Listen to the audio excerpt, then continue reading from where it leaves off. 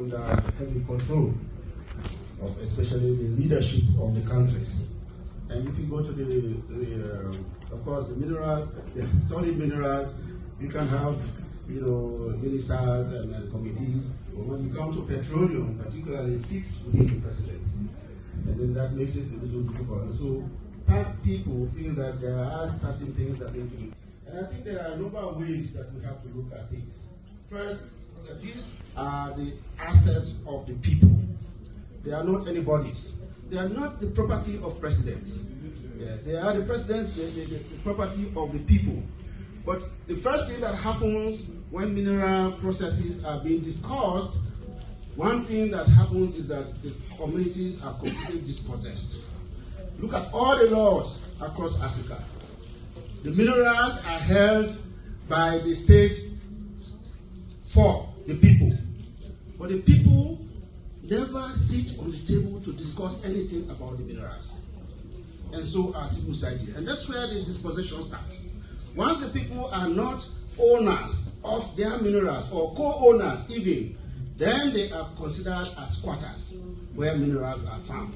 This is where the problem begins. So if the communities, the people are not owners, then obviously those who are coming from outside to come and invest, they become the owners. So they determine the tax regulations, the tax systems. And this is where we have to stick. And the power, the level of power that the legislators have is huge. You are the people's representative in Parliament. The PAC is not the only committee, but one of the things that the PAC can do, the other committees in Parliament. For instance, the Mines Committee is there, and the Legislative. These are the committees that are critical for legislation or work around the mineral sector. So they need to be involved. So there's a lot of education that is required and partnership that is required to be created at that level. And secondly, due diligence is critical. You as PAC have the power to convene, or the Parliament has the power to convene any group that is in charge of the sector. For instance, the Minerals Commissions, the Minerals Advisory Boards, they can come and respond to you. How is due diligence done, even in the question of contracting leases or licenses or agreements to companies? And this is not normally done.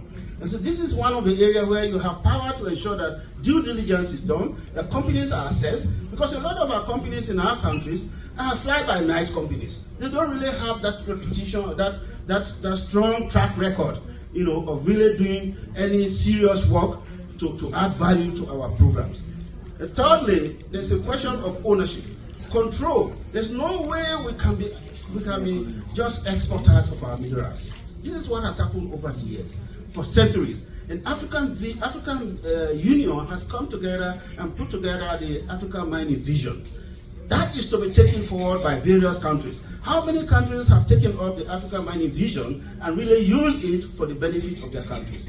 We need to take advantage of that and to ensure that the real value addition that is part of the African Union process be included. Sierra Leone, for instance, has reviewed their Mines and Minerals Act in 2022. Value addition is absent in the entire equation, in the document.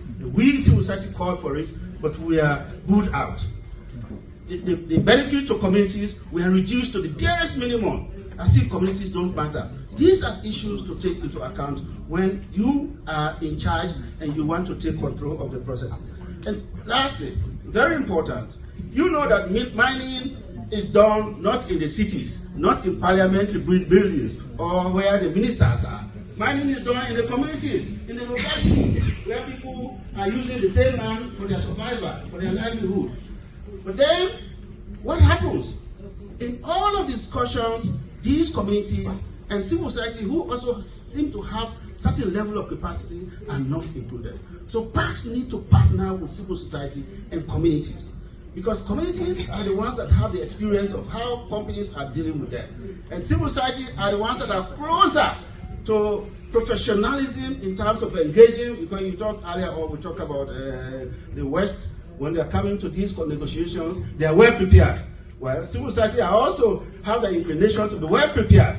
But then Parliament do not usually take civil society as their friends. They take them otherwise. And this is where the problem begins. So if we begin to work together, bring the communities closer, work with civil society more closely, it becomes important that you take all of these facts into account and take them seriously, because the value that they add to the discussions and to the legislations, to your lawmaking processes are critical and they are important. And I think that at that level, then we can begin to link with partners across borders, where cooperation across borders become important. Like ECOWAS. ECOWAS is a critical body, but ECOWAS has come up with a law, Mines and Minerals Development Act 2019. And that model is supposed to be implemented at country level. But